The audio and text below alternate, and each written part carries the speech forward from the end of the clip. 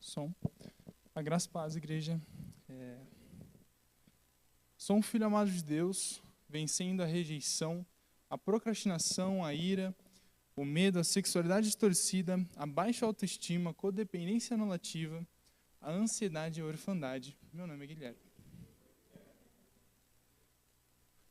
Tá nervoso, né? Eu sou o filho mais novo dentre 3 irmãos, e sei que dentre eles meu nascimento não foi planejado. Meus pais descobriram sobre mim algum tempo depois de um encontro de casais. Porém, mesmo com a surpresa, fui muito bem aceito por eles.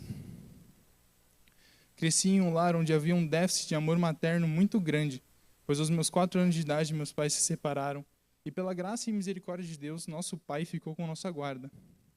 Lembro-me vagamente dos ocorridos dessa época. Entretanto, as poucas memórias que tenho são muito marcantes, como lembrar de ter policiais em frente à minha casa, com meus pais discutindo no meio da noite, ou de meu pai saindo de casa e indo morar com minha avó para que eu e meus irmãos continuássemos no conforto de nossa casa, por conta da separação da minha mãe, proibindo durante um período de nós vermos o nosso pai e de N outras situações. Tudo isso contribuiu para que eu desenvolvesse o sentimento de que eu não tinha valor, pois sempre ouvi que o amor de mãe era sem igual, e saber que minha mãe havia traído nosso pai e a nós, colocando os desejos de sua carne à frente da sua família, acabou me desenvolvendo a codependência anulativa, onde durante anos fiz tudo para que as pessoas não me abandonassem, gostassem de mim ou até mesmo me aceitassem em seu meio para que eu me sentisse parte de algo, pois sempre tinha a sensação de que ninguém se importava comigo ou que minha existência era irrelevante. Muitas vezes aceitando ser humilhado ou até mesmo sofrendo chacota dos meus colegas na escola por conta do meu peso elevado ou pelo fato de ninguém conhecer a minha mãe. Sim, haviam muitas piadas sobre isso. Essas brincadeiras acabaram me levando a comportamentos muito agressivos, onde direto arranjava brigas na saída da escola ou fazia questão de demonstrar minha força para que as pessoas tivessem medo de mexer comigo, assim me deixando em paz. Claro que isso não adiantou. Só me proporcionou muita repreensão dos mais velhos e do meu pai. Com todas essas situações, acabei desenvolvendo um grau de depressão onde constantemente me culpava pelas coisas que haviam acontecido, mesmo que eu não pudesse fazer nada em relação aos ocorridos. E muitas das vezes até mesmo me autoagredia como forma de correção, apesar delas se fazerem indispensáveis, pois meu pai sempre foi muito rígido conosco. Acredito que de certa forma foi necessário, pois ele tinha 3 filhos homens, um de 18, um de 9 e eu aos 4 anos. Sua disciplina era severa e pontual, da mesma forma que seu amor intenso.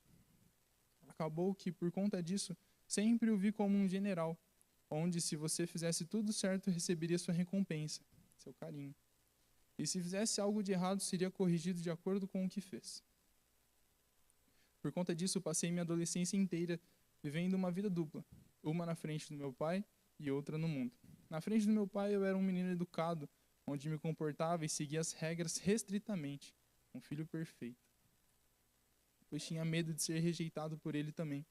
Então falava e fazia em sua frente tudo o que traria orgulho, e por trás fazia tudo o que não devia.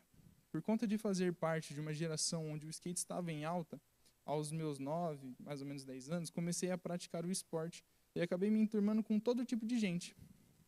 Por conta de querer ser aceito por eles, comecei a fumar, beber, falar palavrões e até ficar com algumas meninas.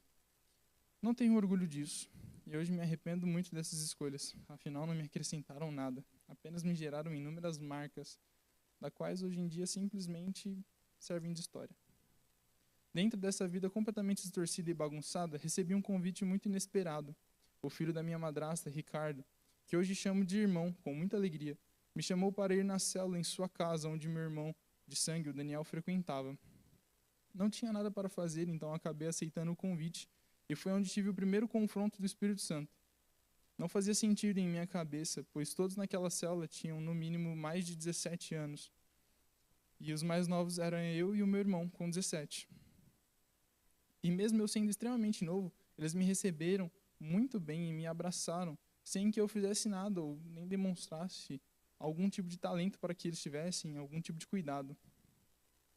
Passaram um bom tempo cuidando de mim, mas ainda assim não havia aberto mão da minha vida dupla. Então a célula inteira se prontificou a me convidar para ir ao encontro de jovens em 2017, que foi sem sombra de dúvidas o pior encontro da minha vida. Lembro-me que o pastor Sérgio havia chamado alguns jovens de periferia para participar do encontro Na frente do pessoal, eles eram muito gente boa. Entretanto, nos quartos, eles atormentavam os mais novos. Lembro-me de me ameaçarem inúmeras vezes de me bater se eu dormisse. Pela diferença de tamanho e força, acabei ficando apavorado e não dormi na primeira noite. Apesar de ser assustador, agradeço por isso ter acontecido. Pois foi por conta disso que, quando deram uma ministração falando Salmos 46, que diz: Deus é o nosso refúgio e fortaleza, socorro bem presente na angústia, pude sentir seu toque e sua presença. Assim, tendo minha primeira experiência com Deus e podendo finalizar aquele encontro com toda alegria e paz que excede todo entendimento. Quando voltamos do encontro, acabei fazendo algumas amizades, das quais não se fazem mais presentes em nosso meio. Que, por sinal, sinto muita falta deles nesse período. Mas que me ajudaram muito no começo da minha caminhada. Passei algum tempo vivendo uma vida coerente com o que nos era pregado. Entretanto, não demorou muito até que minha carência e desejos da carne voltassem à tona. Acabei então decidindo voltar para a vida que estava, agora vivendo uma vida tripla. Uma em frente a meu pai, uma na igreja e outra no mundo. Passei anos assim, cada vez mais afundando nos meus desejos e sempre acompanhados dos incentivos dos meus irmãos, que já viviam a mesma coisa que eu em 2019. Nesse mesmo período, sofri uma lesão no joelho, andando de skate, onde tive que parar de praticar o esporte. Por conta disso, uma das minhas máscaras se foram, pois agora não conseguia mais andar de skate e meu ciclo de amigos já não me convidavam mais para rolês. E acabei me sentindo mais uma vez rejeitado. Por isso, acabei usando minhas funções no Ministério de Sonoplastia como uma rota de fuga para minha dor.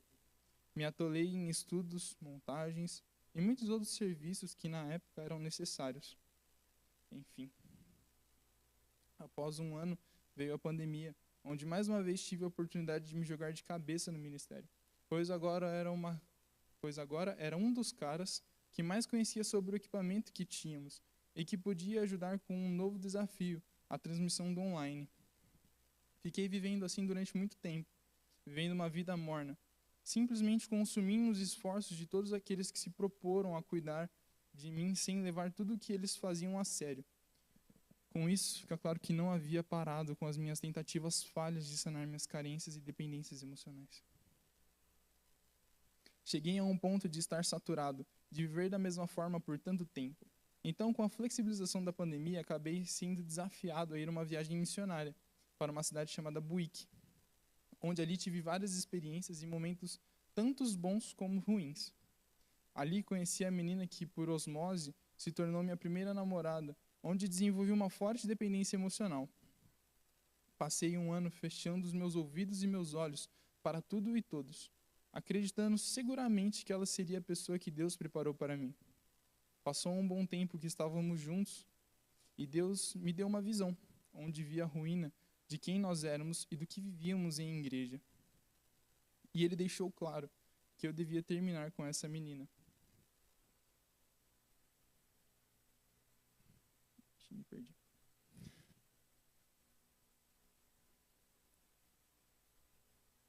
Terminar com essa menina e me levou a sair da minha zona de conforto, me desafiando a fazer algo que nunca imaginei fazer, ou pelo menos não naquele momento. Hoje entendo que foi por cuidado e zelo para conosco e vivo com um coração em paz com os ensinamentos e com aquilo que Deus me direcionou a fazer. Por isso tomei a frente e obedeci. Foi muito doloroso e sem sombra de dúvidas. Foi um dos momentos mais difíceis da minha vida. Entretanto, em meio a tanta dor e sofrimento, Deus tratou muitas questões da minha vida. A partir disso, pude pedir suporte para as minhas lágrimas com meu pai.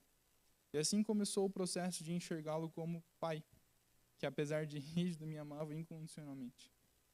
Não somente isso, mas encontrei um amigo que agora não tenho mais vergonha ou medo de demonstrar meu coração, e quem realmente sou. Deus aproveitou e colocou amigos de verdade para que, quando eu estivesse no chão, me ajudassem a levantar e a sacudir a poeira e seguir firme na caminhada cristã. As lutas contra os meus desejos e anseios não ficaram menores. mas Cristo tem me ensinado a ter autocontrole e domínio próprio sobre eles. E pela graça e misericórdia, continuaria a vencer pela honra e graça do nome de Deus. Obrigado pelo silêncio de vocês.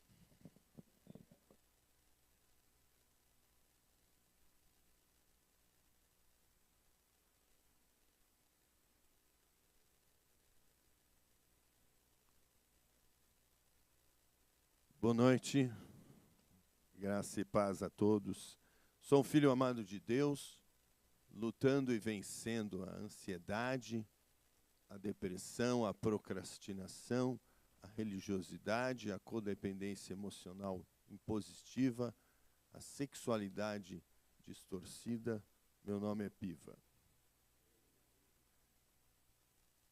Então, uma alegria estarmos aqui compartilhando esse aspecto doloroso, mas terapêutico.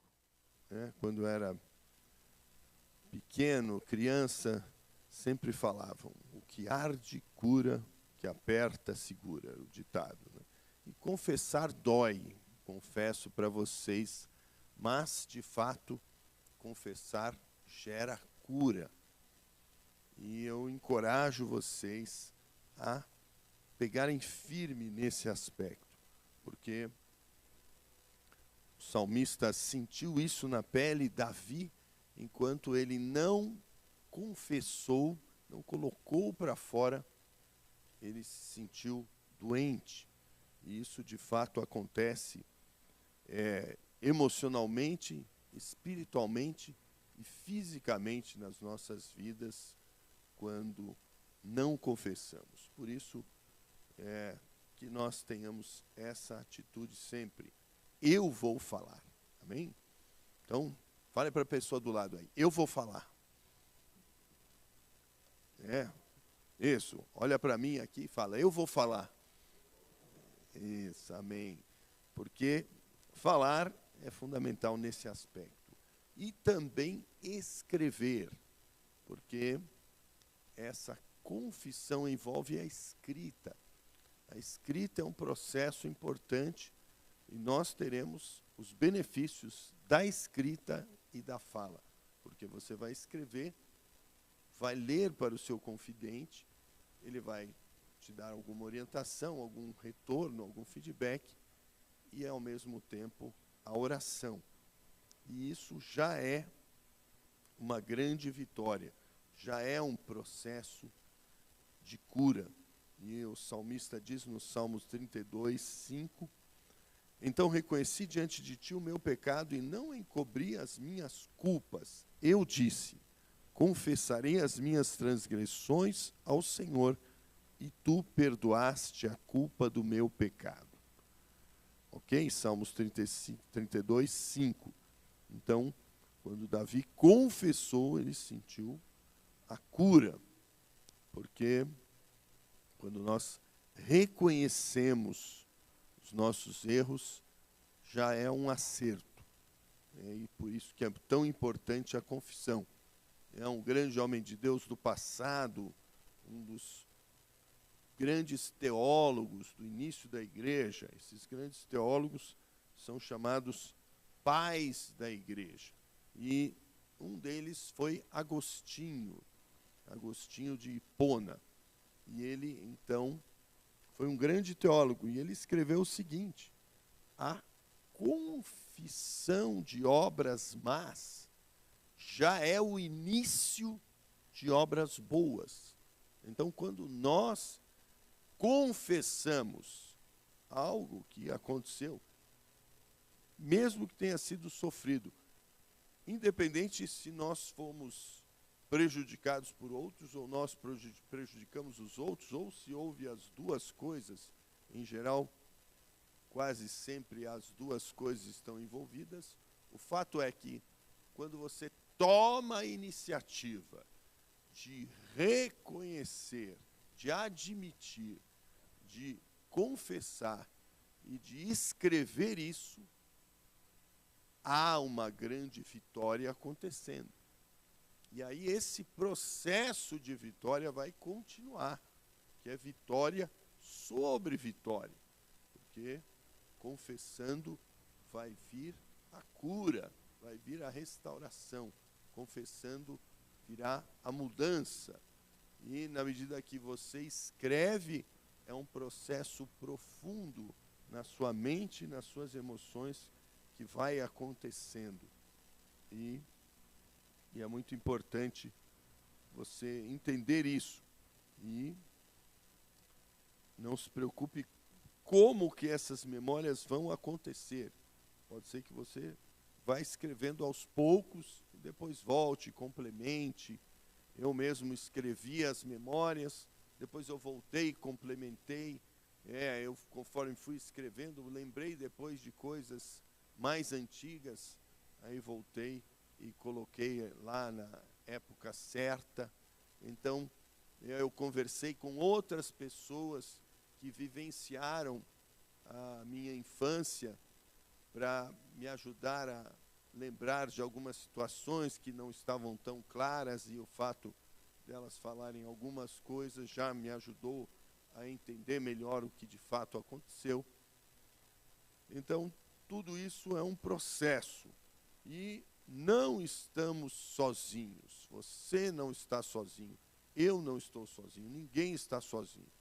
Primeiro porque o Espírito Santo está com você o tempo todo. Amém? Jesus disse, olha, eu não vou deixar vocês órfãos.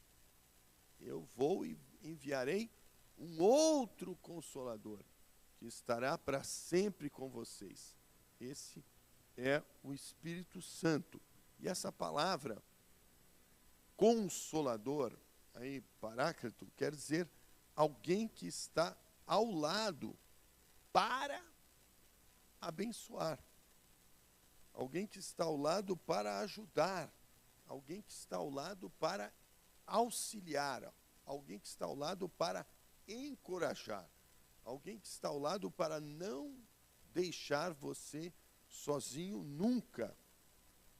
Então, o Espírito Santo nunca deixa você sozinho. Ele está com você o tempo todo. Jesus está com você o tempo todo. Jesus disse em Mateus 28, 19, eis que eu estou com você, 20, aliás, Mateus 28, 20, eis que eu estou com vocês todos os dias, até o fim dos tempos. Nessa nova versão internacional, diz, e eu estarei sempre com vocês, até o fim dos tempos.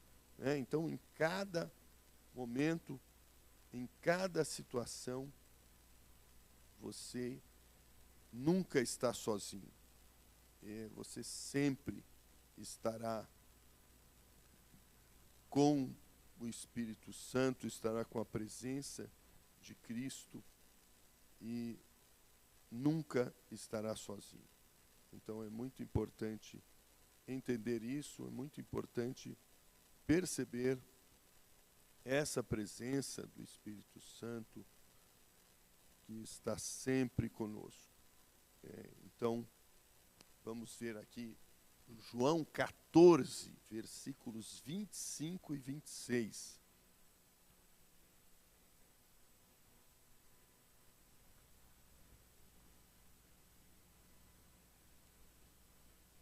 Tudo isso tenho dito enquanto ainda estou com vocês. Quem falou isso? Jesus. Mas Jesus seria tirado, morreria na cruz e não estaria mais com os discípulos. E Jesus fala, olha, e é muito bom que eu vá, porque aí o Espírito Santo vai vir e vai ficar melhor para vocês. Porque eles estavam dependentes da presença de Jesus ali em torno deles, que não era 24 horas por dia, o tempo todo, em todas as situações. E não era a mesma coisa que o Espírito Santo, que é melhor do que o que os discípulos experimentaram. E foi melhor para eles também. Vemos a vida deles no Evangelho em Atos, uma diferença absurda, para melhor. Por quê? Porque antes eles tinham apenas Jesus com eles, mas não dentro deles. Mas depois, em Atos, eles passaram a ter o Espírito Santo, o Espírito de Jesus, dentro deles. E é o que nós temos hoje. O Espírito de Jesus dentro de nós, o Espírito Santo, o Espírito de Deus dentro de nós. E o versículo 26 fala, mas o conselheiro, aí que entra essa palavra, paráclito, aquele que está ao lado para aconselhar, que está ao lado para consolar, aquele que está ao lado para encorajar, aquele que está ao lado para ajudar, aquele que está ao lado para auxiliar, aquele que está ao lado para ensinar, aquele que está ao lado para dar um empurrão, para abraçar e ir junto, para que quando você cai, ele segura. Então o Espírito Santo está sempre conosco. E Jesus disse, mas o conselheiro, o Espírito Santo, que o Pai enviará em meu nome, ensinará a vocês todas as coisas e fará vocês lembrarem de tudo o que eu disse. Então, é muito importante esse conceito do Espírito Santo estando em nós e fazendo toda a vontade de Deus e nos ajudando em todas as situações. E o Espírito Santo, então, ele é o principal ajudador nesse processo de confessar, nesse processo de ser curado, e Deus vai usar o Espírito Santo poderosamente na sua vida. Amém? Aplauda o Senhor, então, porque você não está sozinho. O Espírito Santo está com você. Aleluias. Então você pode enfrentar a situação, escrevendo as respostas e acrescentando coisas que não estão sendo perguntadas, se você vivenciou. Porque nem tudo está perguntado. Claro que tem aí 180 perguntas, é muita pergunta, né? Então, de fato, tem muita pergunta, mas tem pergunta que você não vivenciou e tem situações que você vivenciou que não são perguntadas. Então, não fique preso apenas nas perguntas, mas desenvolva essas perguntas, né? Desenvolva. Veja quantas perguntas tem e vai avançando para que você escreva mais do que está escrito. E em cada pergunta tem que ter sempre 5 aspectos envolvidos, os famosos 5 aspectos envolvidos, as 5 informações básicas. Sempre isso tem que estar presente. Que o primeiro é a pessoa. Então, a pessoa que causou o problema, meu pai, a minha mãe, o meu irmão, minha namorada, o meu namorado, meu marido, minha esposa, ou meu amigo, a minha amiga, ou meu tio, ou um estranho, ou você nem sabe quem é, você pontua de acordo com o conhecimento que você tem daquela circunstância para identificar o personagem inicial. Quem que provocou todas as coisas foi exatamente alguém. Então, é preciso que você identifique aquela pessoa. Se foi uma surra do seu pai, então, quem provocou? Seu pai.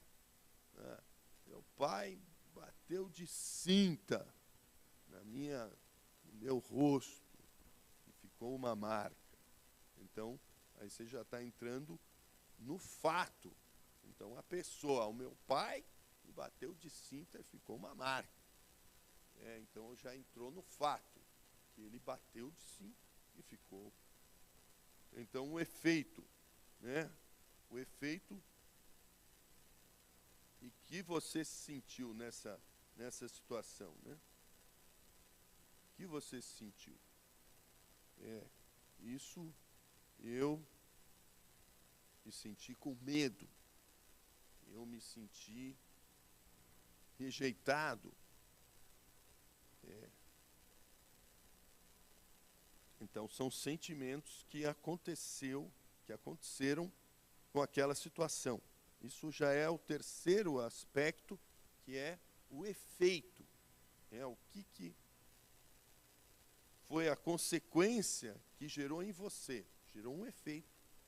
Então, eu me senti com medo, eu me senti rejeitado. Então, aí, outra informação é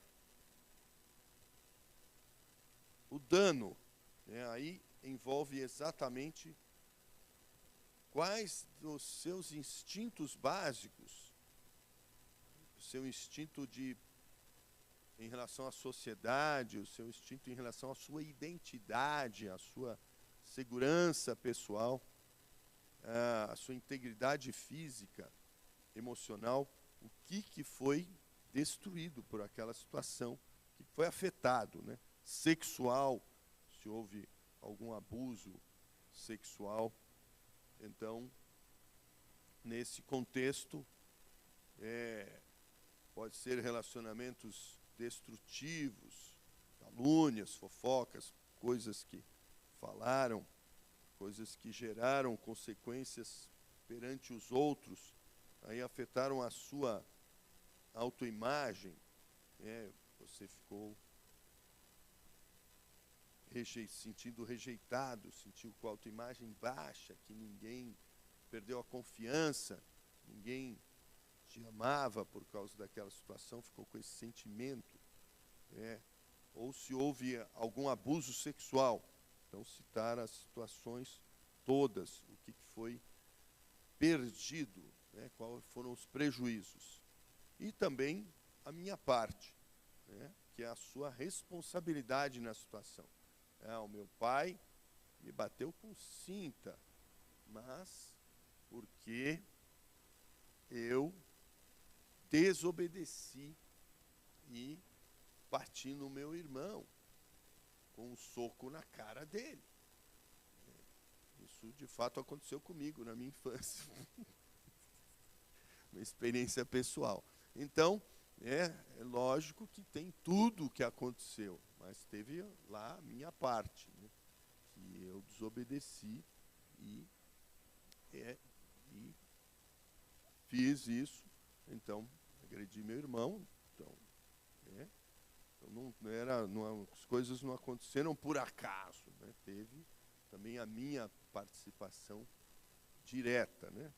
Mas não aconteceu dessa forma, né? Meu pai nunca me bateu com cinta no rosto, né? Mas bateu com cinta, mas não no rosto, no lombo aqui, às vezes subia para as costas, mas nunca foi no rosto.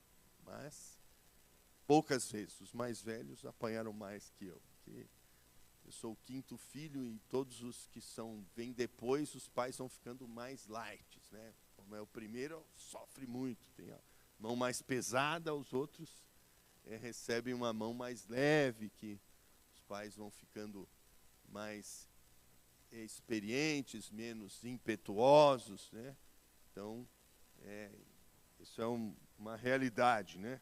A Débora, nossa filha mais velha, teve muito mais rigor do que a Daniela, que já foi a segunda. Já teve a Débora e o Gabriel teve menos rigor ainda, que foi o terceiro. Então, quando chegou na minha vez, que era o quinto, já foi bem menos rigor, com a cinta do meu pai, que aconteceu pouquíssimas vezes, que era, segundo os relatos dos meus irmãos, era mais frequente no tempo em que eles eram pequenos. Bom, então você vai colocar tudo isso, né? 5 informações básicas. Sempre a pessoa que provocou, deu start na situação. Segunda, o fato, o que aconteceu. A terceira, o efeito, o que aquilo causou, a consequência. Quarta, que prejuízo isso trouxe para você em relação aos relacionamentos, outros que pensaram, falaram, em relação à sua segurança como pessoa, a sua integridade física, que trouxe em relação a alguma perda que você teve por causa disso, se é uma pessoa que te causou prejuízo financeiro. Então, um dos prejuízos foi o financeiro, né? Quem já foi aqui passado para trás num negócio por alguém desonesto? Poucos? Poucos levantaram a mão. Pensei que todo mundo ia levantar a mão. Bom, então, mas vários passaram, né? Mas nem todos. Mas é uma situação que um dos prejuízos, sem dúvida, é financeiro, né? Mas o prejuízo financeiro não é o único. Por causa do prejuízo financeiro, tem outros prejuízos que vêm por causa dessa pessoa que te passou a perna, te enganou, foi desonesto nos negócios. Então, você vai alistar os prejuízos, que é a quarta questão, o dano, prejuízo, que é diferente do efeito. O efeito é aquela consequência que gerou diretamente. Então, eu apanhei, ficou marcado ali, foi, eu senti, chorei, mas o prejuízo, não, eu saí depois lá na escola e estava com a marca, de uma cinta. Então, opa, isso aí já é um dano, né? Aí os outros começaram a falar mal de mim. Então, já são coisas que geraram prejuízos, né? Um abuso sexual gera um prejuízo muito grande, porque não é apenas o efeito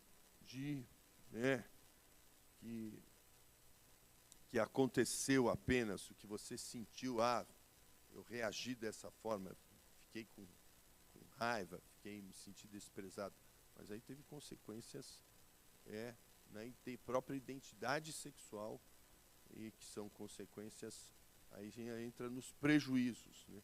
Dentro dos prejuízos, que são sociais, individuais, né, de segurança, e sexuais. E a quinta parte é a minha parte. Às vezes pode não ter. Uma criança que é abusada, tem a parte dela. Aquilo foi vítima. Muitas vezes foi vítima.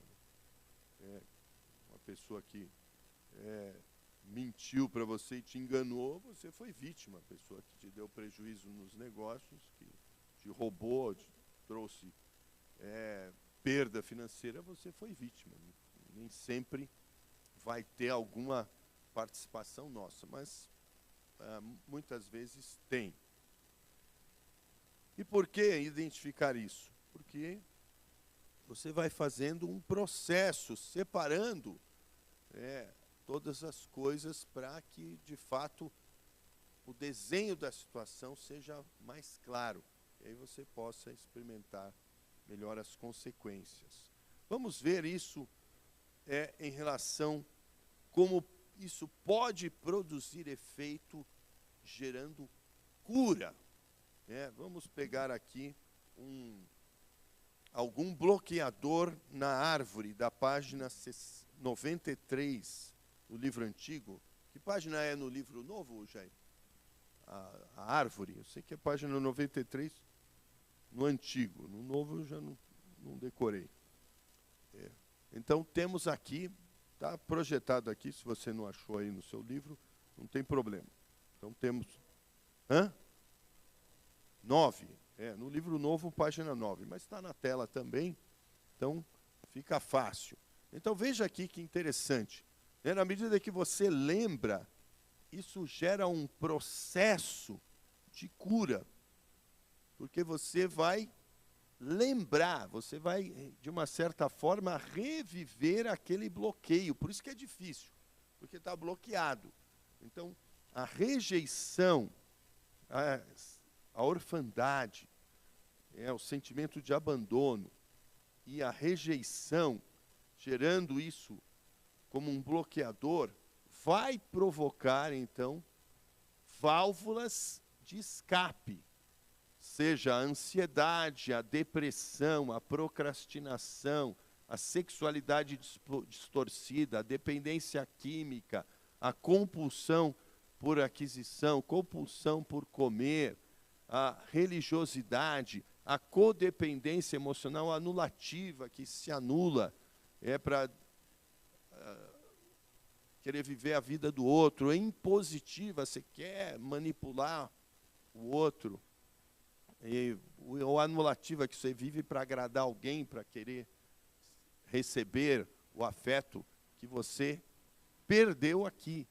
Então, veja que isso é interessante, porque na medida em que você vai lá na infância e vê a situação da rejeição, isso já é um processo de cura, porque você já está reconhecendo. Você não vai ter força para curar. A cura não é você que faz. A cura quem faz é o Espírito Santo. Quem faz é Deus, na medida em que você tira o abusador, se você tira aquele personagem e coloca Deus. Na medida em que você sai daquela prisão, daquela mágoa, ele fez isso, ela fez isso, eu fui rejeitado. E você libera, não, eu perdoo. E aí, então você sai de uma árvore bloqueada para uma árvore liberada do amor e da paternidade de Deus, que nós sempre dizemos, né, que a paternidade de Deus é muito mais do que o melhor pai do mundo e muito mais do que a melhor mãe do mundo, porque a paternidade de Deus é infinitamente maior do que a capacidade de um homem ou uma mulher de amar, ainda que a máxima expressão de amor na humanidade seja a maternidade. Essa maternidade é reflexo da paternidade de Deus.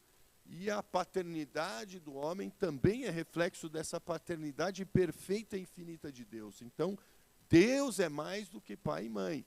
Então, quando você sai daqueles bloqueadores e recebe aqui, nesse processo que você vai escrevendo as suas memórias, Deus vai curando, tirando aqueles bloqueadores. E o amor de Deus vai fluindo. E na medida que você declara isso para o confidente, e ele ora por você, isso já desencadeia um grande processo de cura.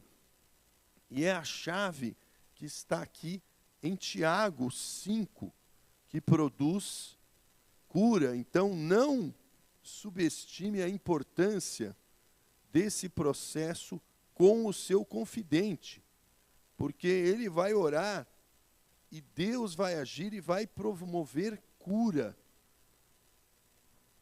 Vai promover cura. Então, é importante isso. Aqui diz, em Tiago, capítulo 5, né, que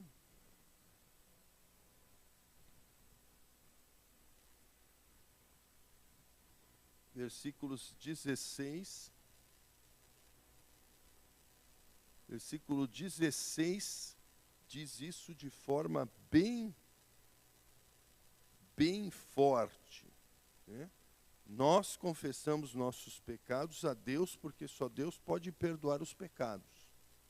Então, na medida que você confessou ali aquela situação, seja culpa sua ou não seja culpa sua, você vai confessar essa situação ali. E se houver participação sua, mesmo que seja pela mágoa, é indireta essa participação, mas há um bloqueio no seu coração, nas suas emoções, porque alguém fez algo e você não perdoou. Então há uma mágoa. O outro fez, você não fez nada, você foi vítima. Um abuso sexual, por exemplo, de uma criança, que a criança é 100% vítima. Mas a criança hoje, sou eu, é você, viramos adultos. E lá na infância e na adolescência e na idade adulta há uma mágoa. Então essa é a nossa parte, de confessar a mágoa. E aí, confessando a mágoa, Deus vem e faz a cura pelo Espírito Santo em resposta à intercessão do meu irmão, da minha irmã. Versículo 16 de Tiago 5. Tiago 5,16. Pode projetar. Portanto, confessem os seus pecados uns aos outros e orem uns pelos outros para serem curados. Essa é a chave.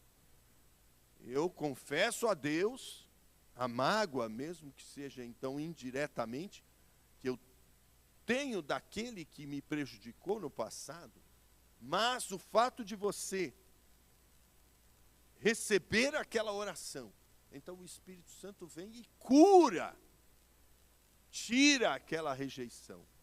E aí flui o amor de Deus no lugar da rejeição, e flui o amor de Deus no lugar daquela compensação pela falta do amor de Deus, seja ansiedade, depressão, compulsão, sexualidade distorcida, procrastinação, perfeccionismo, codependência emocional, impositiva, anulativa, e outros escapes.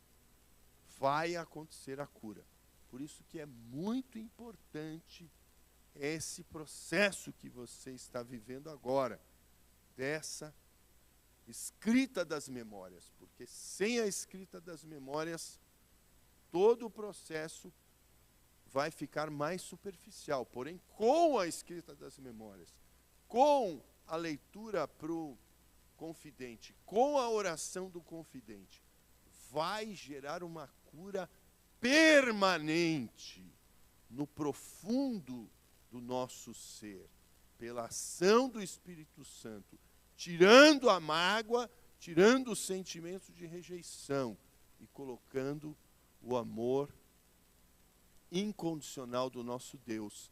A orfandade é substituída pela paternidade amorosa de Deus, superior a qualquer amor humano, de pai, de mãe, de avô, de avó, de qualquer irmão, irmã, de qualquer ser humano, porque é o amor de Deus. Você é um filho amado de Deus, você é uma filha amada de Deus, e Deus vai curar o seu coração em muitas áreas através dessa escrita das memórias. Amém? Então, vamos prosseguir, já finalizando, e que você compartilhe a sua experiência em relação ao que você já vivenciou na escrita das memórias, e o testemunho, para quem já tem também experimentado alguma cura, você pode fazer, e depois você trabalha todas essas perguntas aí que estão então aí para chegar ao final, ok? E vamos encerrar lendo Provérbios 28:13, que nos encoraja a prosseguirmos nessa empreitada. Quem esconde os seus pecados não prospera, mas quem os confessa e os abandona encontra misericórdia. Amém? Vamos orar. Pai, em nome de Jesus, Senhor, nós colocamos cada um que está aqui, e também os que não vieram nessa noite por algum motivo. Pai, que o Senhor esteja fortalecendo cada um nas suas emoções, no seu entendimento, na sua, Deus, escrita das memórias, para que comece e vá até o fim, e o Espírito Santo venha fluir diretamente, Senhor, em cada vida, venha fluir o Espírito Santo, venha colocar luz, colocar o seu amor, tirando toda a rejeição, toda dependência, ó Deus querido, emocional, toda prisão emocional, toda, Senhor amado, válvula de escape para essas rejeições do passado, que sejam tiradas e que haja cura pelo Teu Espírito, haja cura, Senhor, na confissão de cada um, haja cura liberando o perdão para todos os que nos ofenderam, haja cura, Senhor, na restauração do Teu amor, a rejeição sendo substituída pelo Teu amor incondicional e o Espírito Santo fluindo em nossas vidas mais e mais. Muito obrigado, Senhor, em nome de Jesus. Amém, amém. Aplauda o Senhor. Vou passar para o Jair.